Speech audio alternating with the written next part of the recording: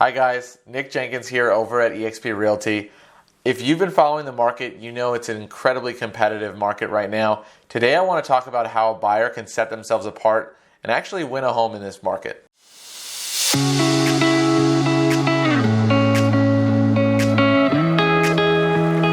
Now, there's a number of things that you're going to need to consider when working on a specific property, so it's always going to be dependent on the exact property that you're working with, but here are a few that are kind of universal. The first is working with a great lender. Now, on the seller side of the transaction, what they're going to be thinking about is, can this buyer close?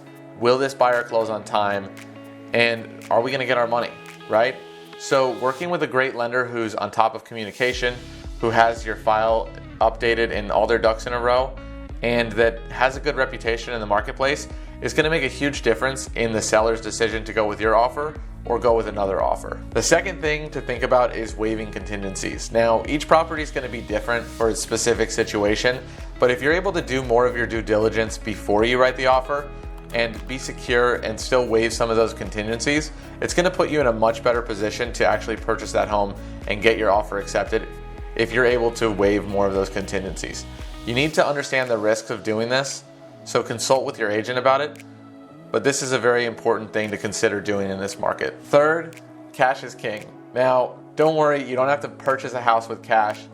I know that's not feasible for everyone, but if you have extra cash that you can use, there's a couple things that you can do to make a stronger offer, even without going all cash for the house, right? So number one is you can release some of that cash up front as an earnest money deposit. You can actually let the seller have access to that shortly after agreeing to the contract. There are risks to this. It's going to be very difficult to get that money back if something happens, so consult with your agent. But in the right situation, this makes a lot of sense.